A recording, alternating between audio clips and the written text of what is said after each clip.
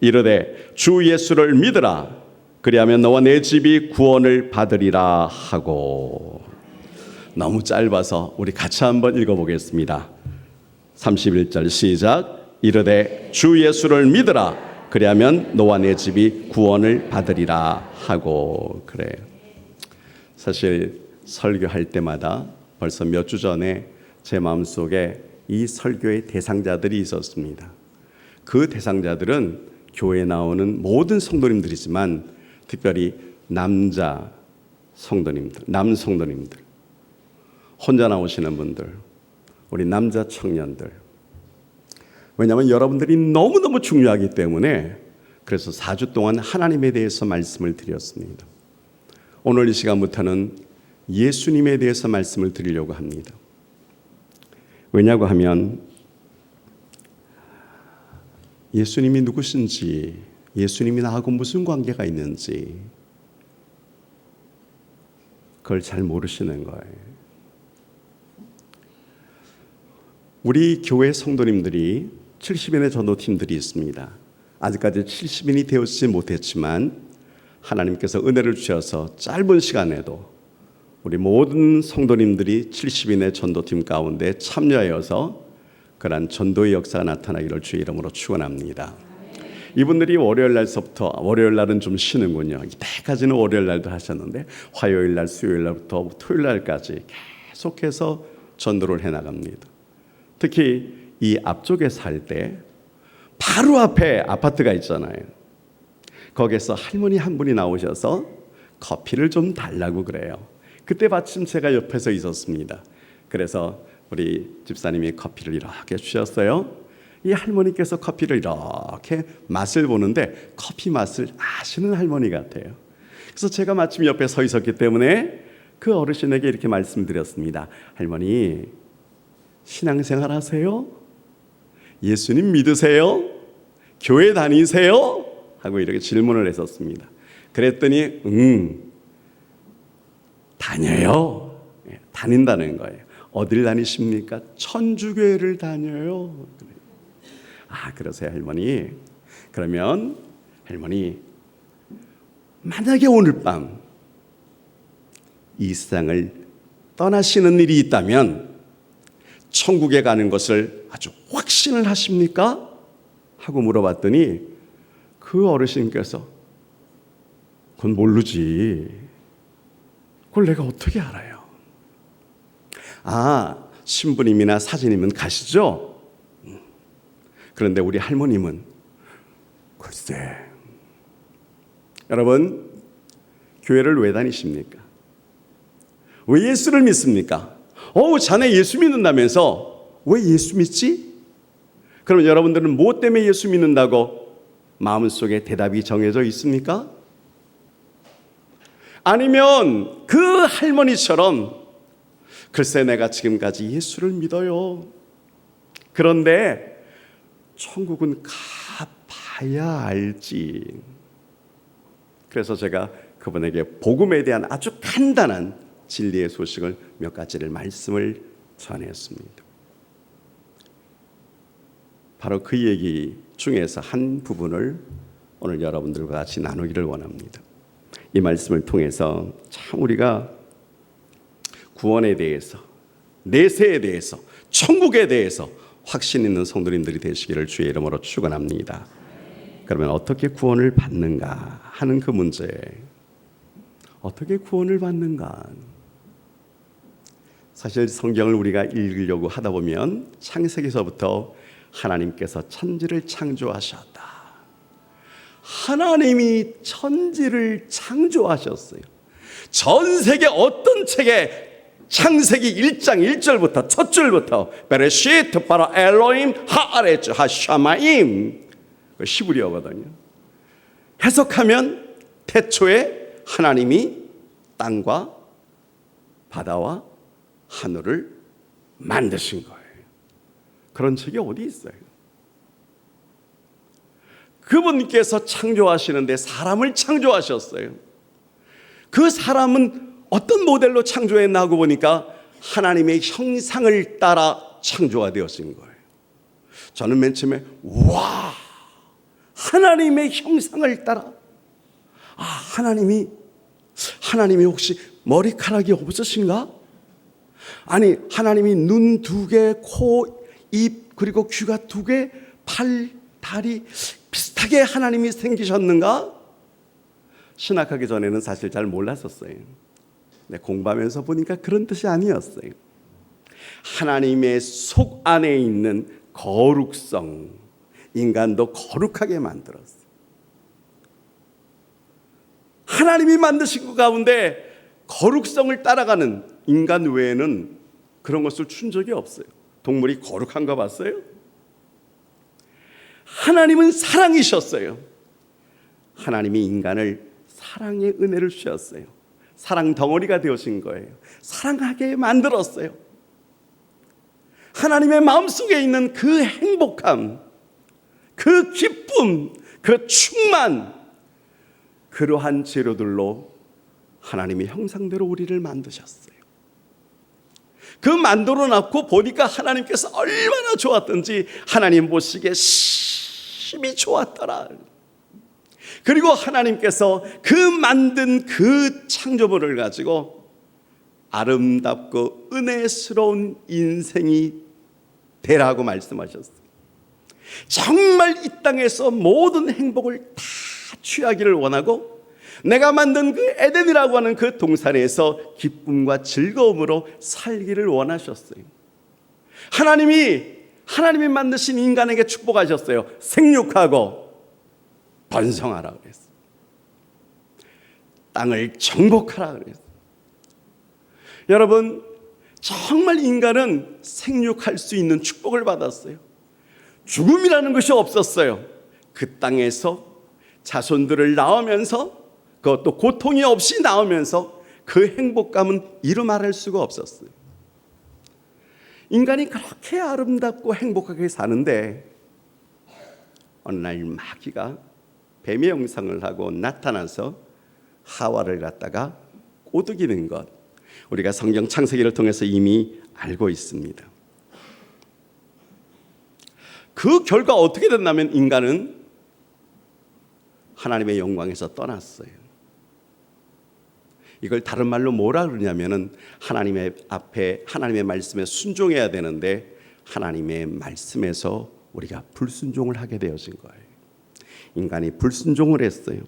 그래서 인간은 생육하고 번성하고 또 영원한 생명을 누려야 되는데 불순종으로 말미암아 죄가 들어오게 되었은 거예요. 그 죄가 우리 안에 쑥 하고 들어왔습니다. 사실 인간이 마귀의 말을 들은 것이 문제가 되어졌습니다. 그 마음속에는 하나님처럼 나도 될 수 있다는 그 거짓말이었는데 넌 하나님처럼 될 수 있어. 너는 창조자처럼 될 수 있어. 그 꼬임에 넘어가서 하나님의 말씀에 불순종한 것이었습니다. 그래서 에덴의 사건은 결국 인간 편에서 불순종이에요. 순종하지 못한 거예요. 불순종이에요. 그걸 성경은 죄라고 말을 해요. 요한일서 3장 4절에 보니까 죄를 짓는 자마다 불법을 행하나니 죄는 불법이라 그랬어요. 법을 어기는 것. 어떤 법? 하나님의 법, 즉 하나님의 말씀을 어기는 것. 그것이 죄라고 하는 거예요. 죄가 그렇게 들어왔어요. 그리고 죄가 지배를 하기 시작을 하는 거예요. 모든 인간의 사회 깊은 곳까지 들어와서 다 마귀가 지배하기 시작을 했었어요. 하나님의 형상을 입은 종들이 죄의 종이 되어졌어요. 죄의 노예가 되어졌어요. 마귀의 노예가 되어졌어요. 너무나 비참하게 살아가고 있어요. 청년 가운데서 지금도 스마트폰 가지고 움직이고 있고 아니면 예를 들어서 게임을 갖다가 막 하는데 게임하면서도 거기에 보니까 디아블로스가 나오거든요. 디아블로스가 뭔지는 모르지만 막 좋아해요. 디아블로스가 뭔지 아세요? 마귀라고 하는 뜻이에요. 속이는 자. 다른 말을 말하려면 디아블로스는 고소하는 자예요. 하나님 앞에서 사람을 고소하는 거예요. 하나님 보시옵소서.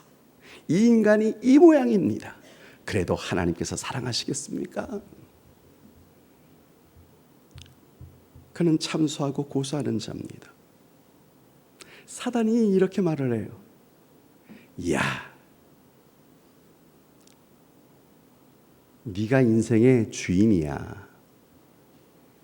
인간아, 인생의 주인은 너야. 참 자유가 뭔 줄 아니? 참 자유는 네가 하고 싶은 대로 하는 거야. 인생의 주인은 너 자신이 네가 하고 싶은 대로 하는 것이 자유지. 무슨 하나님께 속하고 무슨 종교에 속해서 그분이 하지 말라면 하지 말고 그분이 하라 그러면 하고 그런 거 다 쓸데없이 네가 주인이에요.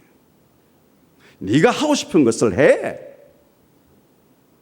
근데 여러분, 그게 정말 자유처럼 보이지만 우리가 신약 성경에서 탕자의 비유를 알고 있잖아요. 둘째 아들이 유산을 가지고 아버지를 떠나요. 아버지하고 같이 살아가는 것만 해도 싫어. 그래서 아주 멀리 떠나서 그 유산을 가지고 어떻게 해요? 허랑방탕하게 다 살아가요. 자기는 자유라고 생각을 하고 다 즐겼는데 나중에 보니까 돌아오는 결과는 방종이었어요. 진짜 자유는 아버지와 함께 있으면서 생활해 나가는 것이 정말 자유였는데 인간이 참 자유를 알지를 못하는 거예요. 그래서 자기가 생각합니다. 그러나 사실은 그 뒤에 조종하는 자가 있어요.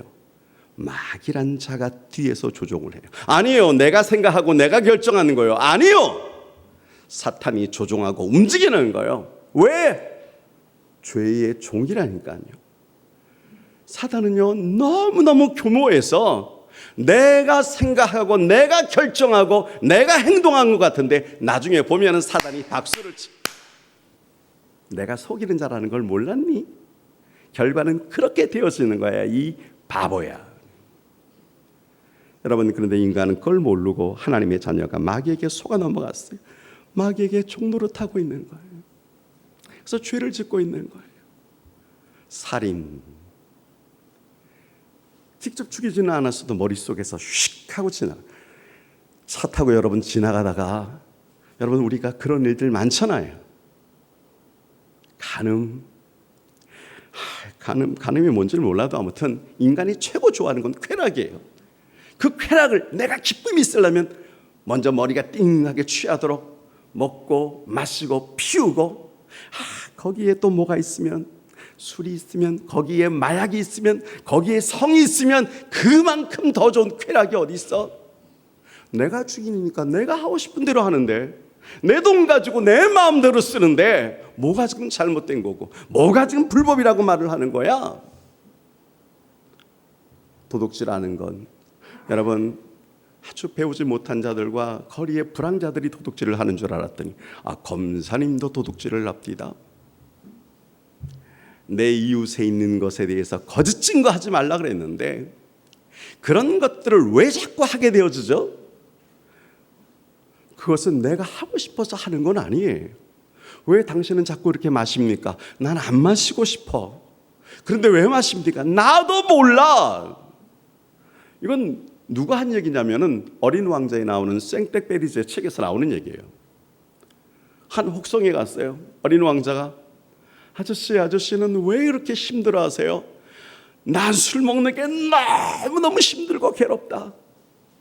그러면 안 마시면 되잖아요. 마시지 마세요. 그래, 나도 안 마시고 싶은데 내가 왜 마셔야 되는지 나도 몰라. 내가 그래서 오늘도 또 마신다고. 왜 그런 줄 아세요?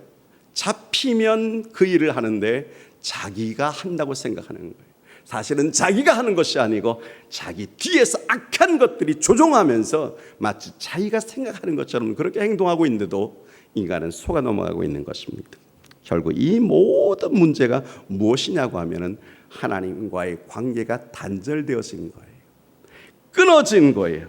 뜻대로 살지를 못하는 것입니다. 인간이 에덴에서 추방되어질 때부터 그랬어요. 내가 먹는 날에는 죽으리라 그랬는데, 저는 가만히 보면서 죽으면 그 자리에서 죽는 줄 알았더니 그게 아니었고 에덴에서 추방이 되어지더라고요. 근데 뭐가 죽었나 하고 보니까 육체는 안 죽은 것 같은데 영이 벌써 확 죽어버린 거예요. 하나님을 믿지 않는 자, 하나님을 알지 못하는 자는 영의 세계가 완전히 죽었어요.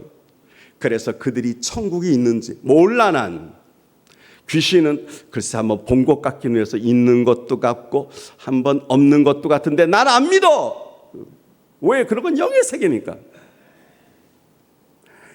지옥도 믿지를 않고 마귀도 믿지를 않고 모든 것들을 다 믿지 않는데 나중에 알고 보니까 영적으로 죽었으니까 모르는 거예요. 근데 그 죽은 인간이 육적으로도 나중에 죽는 거예요. 성경이 말합니다. 사람이 좀 살면 한 70, 좀 더 살면 80? 그래요? 아무튼 엄청나게 오래 사는 것 같아요. 그러나 이제는 80이면 젊은 사람 같습니다. 제가 볼 땐 여러분 왜 죽어요? 글쎄 때가 되니까 죽는 것이지, 못 먹어서 죽는 것이지, 아파서 죽는 것이지, 힘들어서 죽는 것이지, 아유 이렇게 살 바에 죽었으면 좋겠다. 왜 인간은 죽을까요? 마귀의 노예가 되어진 결과물이 바로 그거예요.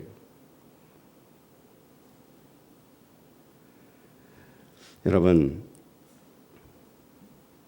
왜 죽느냐 하는 문제의 처음의 원인은 죄의 문제입니다.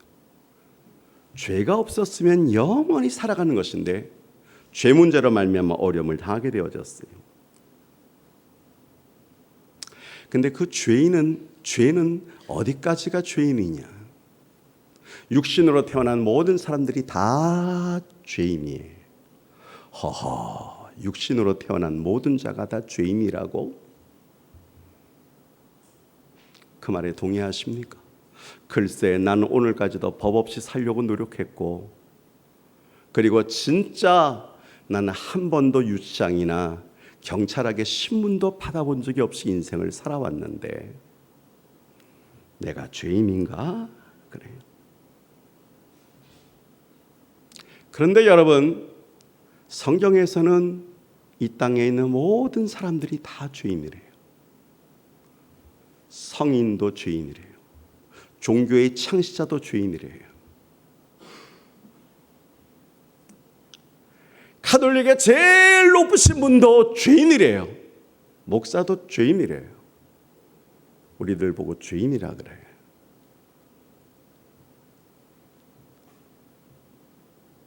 왜 그렇게 봅니까? 성경이 말을 하기를 의인은 없나니 그래. 하나님 앞에서 의, righteousness를 가지고 있는 그 정의한 자들이 아무도 없는 거예요. 하나도 없는 거예요. 한 명도 없는 거예요. 모든 사람들이 다 죄를 범하였다는 거예요. 그 말을 들을 때 마음이 좀 씁쓸해져요.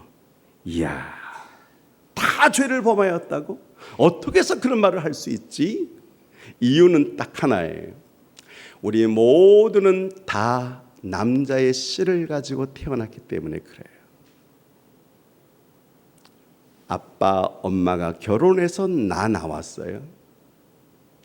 남자의 씨를 통해서 나왔어요. 그렇게 나오지 않은 사람이 있나요?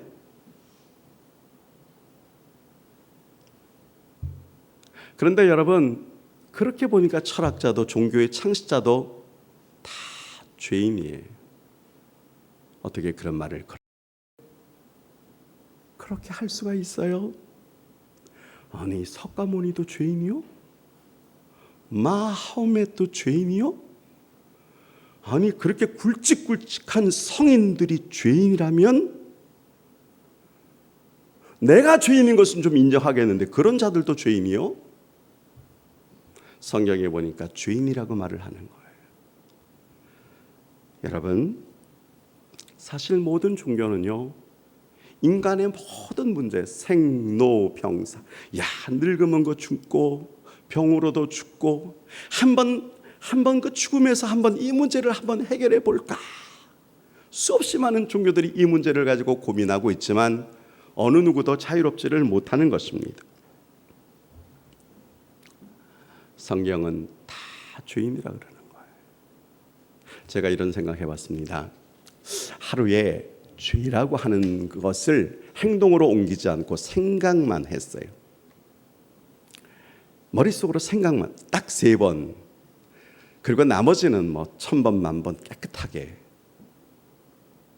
그러면 그 사람은 정말 대단한 수준이잖아요. 그런데 하루에 3번만 죄를 짓는 사람도 한 달이면 90번, 1년이면 1000번 가까이. 80년, 90년 살아가는데 한 8, 9만 번 정과자라고 생각해 보세요. 9만 번의 정과자가 판사 뺏어가지고 언도를 받으면 어떤 결론을 받을까요?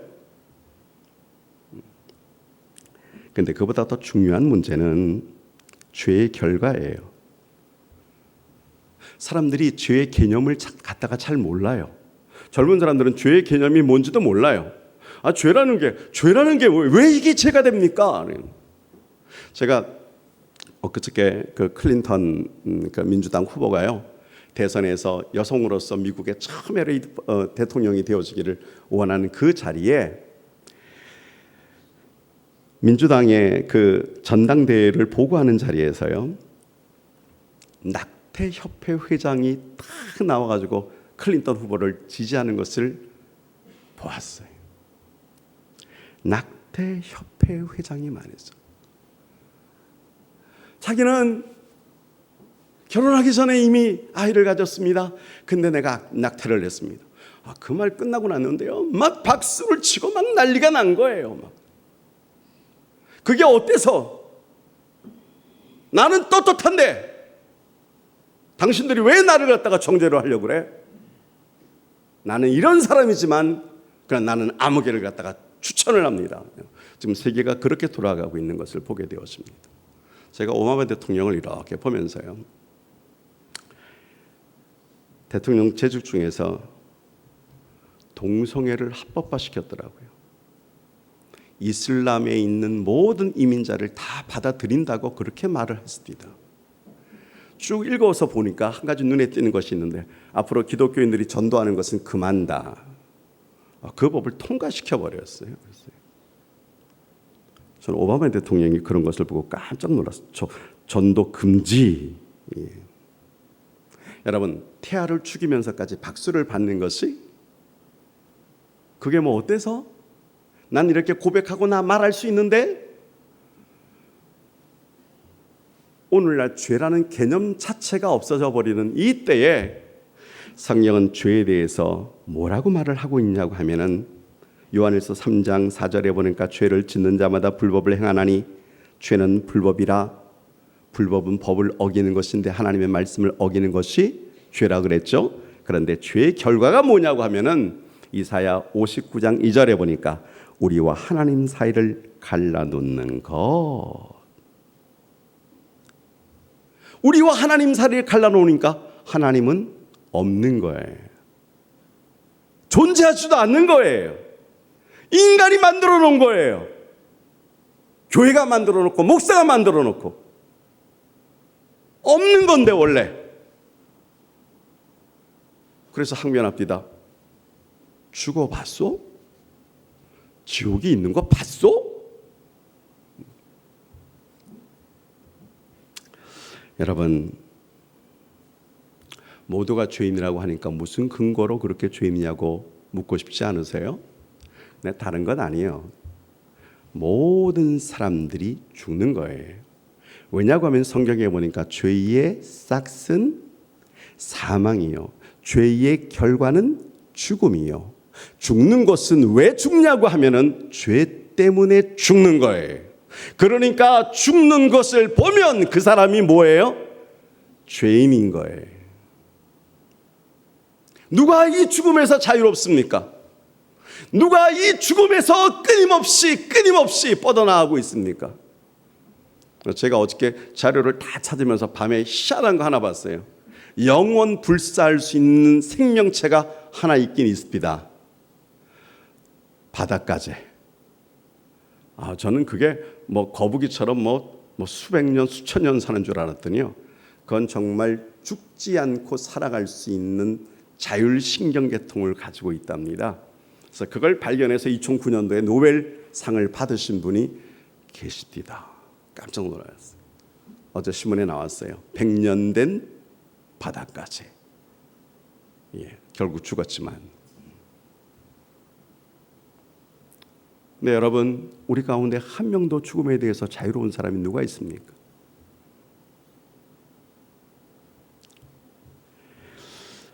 육체로도 죽지만, 그렇죠? 왜냐고 하면 히브리서 9장에 보니까 한 번 죽는 것은 사람에게 정하신 것이요. 그 후에 뭐가 있다고요? 심판이 있다고 그렇게 말을 했어요. 그런데 육체로도 죽지만 영으로도 죽는 것이요.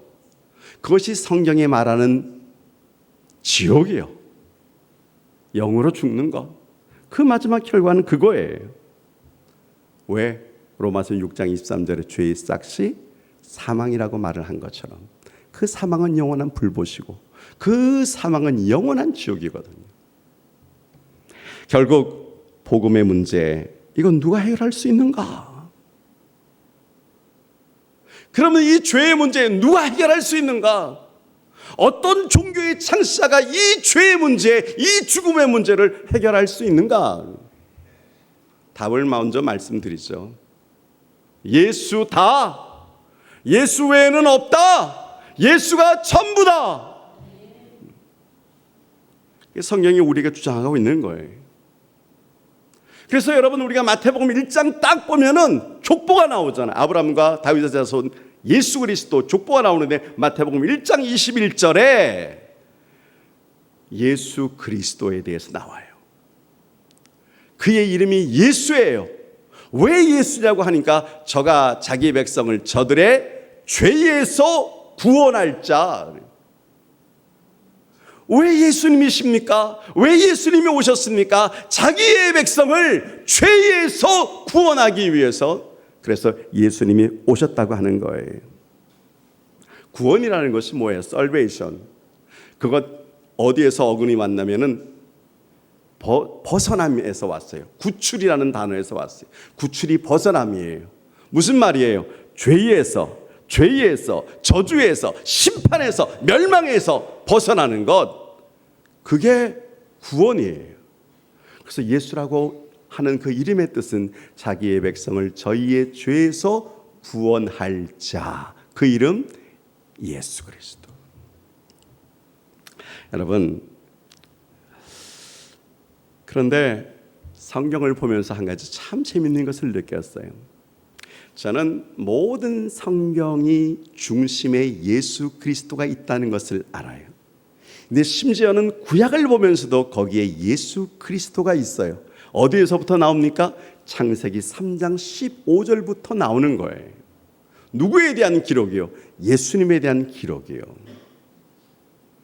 여러분, 거기에 보면 이렇게 나와 있어요. 이 창세기 3장 15절을 우리 신학자들이 아주 원시복음이라고 말을 하고 최초의 복음이라고 말을 하는데요.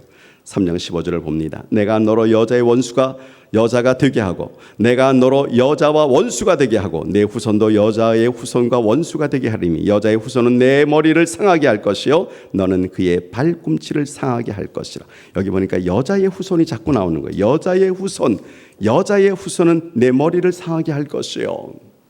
여러분, 머리를 밟히면 치명적이죠. 예수 그리스도가 부활하셔서 마귀의 모든 세계를 멸절해 나가는 것, 그것을 머리를 갖다가 밟는 것이었고, 대신 여자의 후손을 너는 사단은 그의 발 뒤꿈치를 상하게 할 것이요.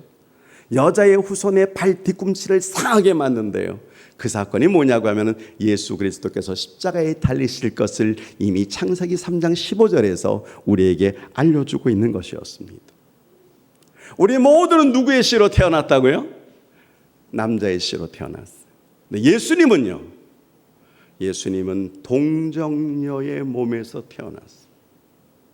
그리고 거룩하신 분이 성령으로 예수 그리스도가 태어나셨어요. 그래서 성경은 예수님을 여자의 후손이라고 말을 하는 거예요. 모든 사람들이 다 사단의 그 아래 눌려서 복종하고 있고 종로로 타고 있는데 하나님께서 보실 때 너무너무 안타까운 거예요. 나의 형상을 따라 만들고 영원히 죽지 않게 되어질 이 인간이 마귀 앞에 종로를 타고 있으니까. 그래서 하나님께서 여자의 후손을 창세기서부터 주기로 이미 약속을 하셨고, 그리고 여자의 후손이 왔어요. 여러분, 마귀의 최고의 무기가 무엇이냐고 하면은 그는 마지막 사람을 죽이는 것, 즉 죽음이에요. 왜냐고 하면 죽음에서 살아난 자는 아무도 없어요. 죽음은 모든 것의 끝이에요. 어떤 황제라고 할지라도, 불로 장생을 할 것 같은 황제라고 할지라도 죽음 앞에서는 다 죽었어요. 지금까지 안 죽은 사람이 있나요? 그게 마귀가 할 수 있는 최고의 무기였어요. 그래서 죽이기만 하면 되어지는 거예요. 그래서 예수님을 죽이려고 얼마나 노력을 했는지 몰라요. 아주 어린 아이로 탄생했을 때부터 이 땅에 하나님의 아들이 태어났다고 하니까 헤롯이 죽이려고 얼마나 많이 노력을 했습니까? 예수님께서 이웃나라에 갔다가 다시 오셨어요. 갈릴리에서 30년 동안 계시면서 마지막 3년의 공생애에 하나님의 위대한 일을, 육체를 입고 온 예수님께서 그 모든 일들을 다 하셨어요. 마귀가 그때 알았어요.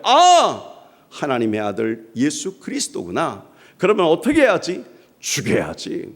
그래서 마지막에 겟세마네 동산으로 끌고 올라가고, 거기에서 수많은 유대인들과 율법사들과 심지어는 예수님의 12 제자 가운데서 유다를 통해서 예수 그리스도를 체포했습니다. 저는 예수님께서 빌라도의 뜰에 있는 모습을 가만히 묵상을 하면서 몇 가지 생각이 들었습니다. 어떻게 인간이, 아니 하나님이신데 어떻게 인간의 능력에 그렇게 사로잡혀서 꼼짝도 못하실까? 아니 하나님의 아들이라면서 어떻게 하나님께서 선택한 백성에게 죽임을 당할까? 아니 정말 이스라엘은 사형제도가 없잖아요. 당시에 로마의 압제 안에 있으니까. 그래서 빌라도 앞으로 데리고 갔어요. 목적은 사형을 시키는 것입니다. 우리에게 저 예수 그리스도를 넘겨주십시오. 저는 마땅히 죽어야 됩니다. 빌라도가 여러분 얼마나 똑똑한 사람입니까? 최고의 검찰에 있는 머리 좋은 사람들을 다 동원해가지고 예수의 죄를 3번씩이나 샅샅이 뒤졌는데도 죽일 만한 일을 한 것이 없어요. 그래서 물어봅니다. 네가 왕이냐? 그렇다. 내가 말하였도다. 그러나 내 나라는 이 땅에 속한 것이 아니다. 예수님에게 죽일 죄라는 게 없는 거예요. 그런데도 유대인은 죽이라고 하는 것입니다. 그래서 빌라도가 마지막에 한 것이 뭔지 아세요? 손 씻었잖아요. 나는 모르겠어. 나는 죄 없어. 니네들이 알아서 해. 그래요. 저는 예수님 보면서 예수님이 이 땅에 오셔서 병자를 얼마나 많이 살리셨습니까? 죽은 자도 살리신 그분이 죽음 앞에 그렇게 무기력한 그 모습을 보면서 이해가 안 되면서 마지막 하나 생각했어요. 그렇다면 이건 하나님께서 작정하신 것이 아닌가.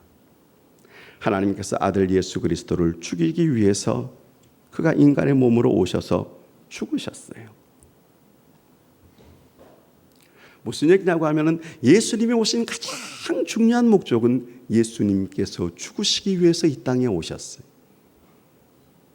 도대체 죄도 없는 그분이, 법을 통해서도 그렇게 죄가 없는 그분이 왜 죽임을 당하는데 어린 양이 마치 도살장에 끌려가는 것처럼 그렇게 죽으실까? 마지막에 십자가의 그 고통을 다 참으시면서도, 그리고 테텔레스타이라고 말씀하시고 다 이루었다 그러면서 왜 죽으셨을까? 이사야 53장 보니까 그가 찔림은 우리의 허물, 그가 상함은 나의 죄의 문제. 그러니까 단순해요. 인류의 모든 죄의 문제를 예수 그리스도께서 육체를 입어 오셔서 정말 어린 양처럼 죄 없는 그분이 대표성이 되어서 모든 인류의 죄를 사해주기 위해서, 그래서 이 땅에 오신 사건이었어요. 마귀가 아마 이것을 정말로 알았더라면 그는 죽이지 않았을 텐데 마귀도 나중에 실수했어요. 그 실수는 나중에 부활을 통해서 마귀가 경악을 하는 사건이에요. 왜? 자기가 할 수 있는 것은 죽음으로 다 끝냈는데 그 죽음에서 다시 살아나는 그러한 능력을 가지신 분, 그분이 바로 예수라는 것을 알았을 때 마귀가 얼마나 놀랐을까요? 중요한 것은 여러분, 이제 세상에 종교가 참 많이 있어요. 그리고 그 종교의 문제는 모든 것에 대한 구원에 대한 문제예요. 그런데 모든 종교를 다 보니까 세 가지 종류예요. 하나는 어떤 종류냐고 하면은 자력이 구원이에요. 모든 것은 인간이 신이 되어서 신의 반열까지 올라가는 거예요. 그게 불교예요. 그게 이슬람이에요. 그래서 깨끗하게 살기를 원해요. 그래서 고행을 해요. 그래서 선행을 해요. 계속해서 돌을 닦고 돌을 닦아요. 그러나 여러분, 그렇게 해서 양심이 깨끗해졌다면 괜찮은데 양심의 문제는 세계적으로 보면 또 다 달라요. 어떤 나라에서는 여자를 둘, 셋 가지고 있는 것도 양심이 조금 더 거리낌이 없고, 어떤 나라에서는 여자를 둘만 가지면 가슴이 막 콩당콩당 뛰고, 종교가 그렇게 달라요. 어떤 종교는 협력의 구원이 있어요. 하나님께서 인간에게 은혜를 주시지만 인간이 하나님의 손을 잡지 않은 이상 그는 구원받을 수가 없어. 물에 빠진 자에게 손을 내밀었는데 내가 손을 안 잡았을 경우 그거 죽어야지 뭐 어떡해. 그게 여러분 캐톨릭의 구원관이에요. 개신교의 구원관이 뭔지 아세요? 타력 구원이에요. 인간이 신이 될 수도 없고 인간이 죄의 문제를 해결할 수도 없고, 그래서 에베소 2장 8절에 보니까 여러분 아세요? 한번 따라해 봅시다. 너희가 그 은혜를 시작 구원을 얻었나니 이것이 하나님의, 그래요, 하나님의 은혜였습니다. 하나님의 은혜만이, 너희가 그 은혜를 인하여 믿음으로 말미암아, 뭘 믿었는데? 예수 그리스도의 그 보혈의 십자가, 그 능력.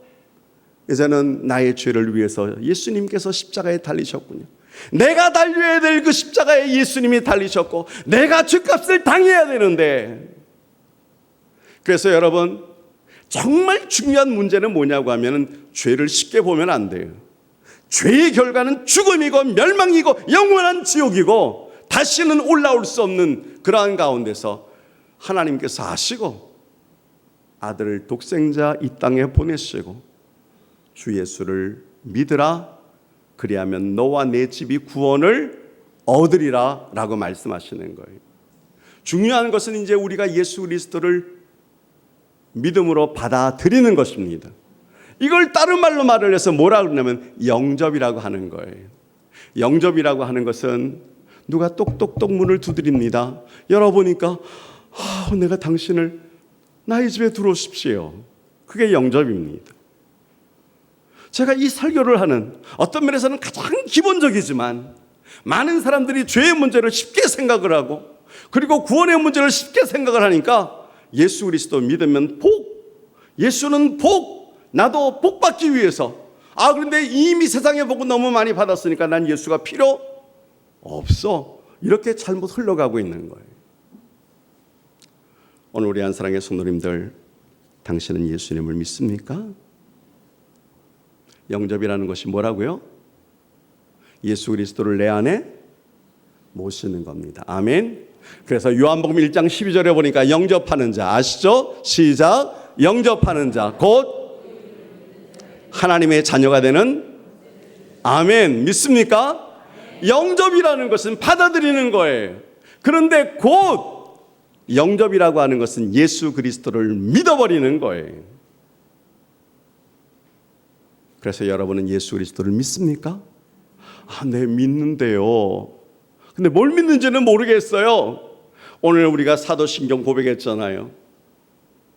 예수님은 하나님의 아들이십니다. 우리를 위해서 이 땅에 오셨습니다. 나의 죄 때문에 죽으셨습니다. 3일 동안, 3일 만에 부활하셨습니다. 그리고 승천하셨습니다. 그리고 다시 오실 것을 믿어요. 우리가 사도신경을 그 고백을 해나가는 거예요. 그 고백에 당신이 진정으로 아멘이라고 말할 수 있습니까?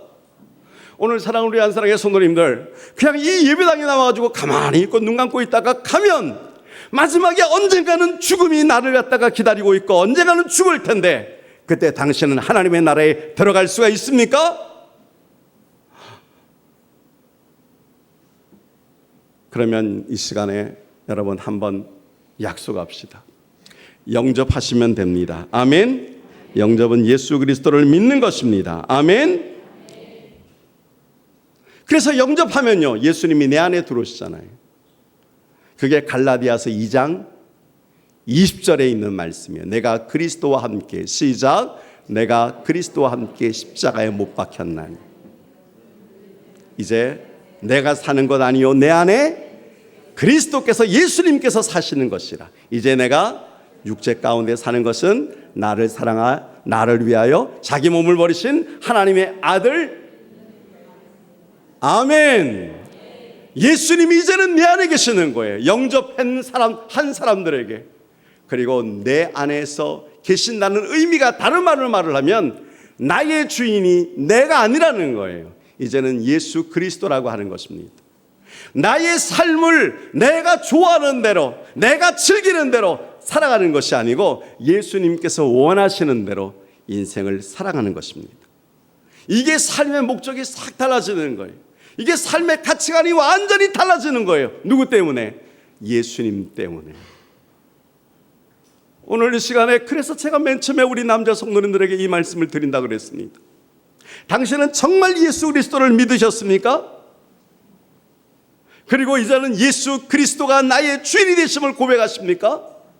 그러니 내 속에 있는 거짓되어진 것들, 내가 육체적으로 좋아하는 것들, 그런 것들을 다 쓰레기처럼, 똥처럼 버려버리는 거예요. 쓸모없는 것들이에요. 아무것도 아니에요. 나는 오늘 이 시간에 제가 엊그저께 만났던 그 캐톨릭을 믿는 할머니 같은 분이 우리 한사랑의 성도님들 가운데는 한 분도 없기를 주의 이름으로 축원합니다. 예수 그리스도가 나의 주가 되십니다. 우리가 주여 그럴 때 그 주가 뭐라고요? 예수님은 나의 주인이시라는 거예요. 그러면 나는 하나님의 종이 되어지는데 내가 너희를 종이라고 부르지 않겠다. 내가 너희를 나의 자녀라고 부르겠다. 그래서 우리가 하나님을 아버지라고 그렇게 고백하는 것입니다. 그 고백이 여러분의 삶 속에서 일어나기를 주의 이름으로 축원합니다. 네, 안타까운 것은 목사님 들었어도요 잘 모르겠어요. 지금까지 예수 믿어도 확신이 없는 분이 계시다면 오늘 이 시간 그 확신이 없는 분들 하나님 앞에서 우리가 한번 깨닫는 지혜, 깨닫는 은혜가 있었으면 좋겠어요. 오늘 한번 그런 역사가 나타나기를 원합니다. 저는 이런 마음을 가집니다. 엄목사, 이 다음에 하나님 나라에 갔을 때 너희 교회 다니는 성도 가운데서 내 나라에 들어오질 못할 사람들이 태반인데 그동안에 뭐 했어? 그러면 저는 뭐라고 말씀드리겠어요? 그래서 이 시간에 여러분과 함께 이 기쁨의 소식을 나누기를 원하는 것입니다. 먼저 우리 같이 한번 중요한 문제는 내 마음속에 정말 예수 그리스도가 계시는가? 만약에 그렇지 못하고 여전히 내가 나의 주인이 되어지는가? 그러면 이 시간에 한번 고백합시다. 주님, 나는 주인입니다. 겉으로는 나오는데 내가 믿었지 않아서 믿지를 못했는데 오늘 이 시간 예수님을 나의 구주로 영접을 합니다.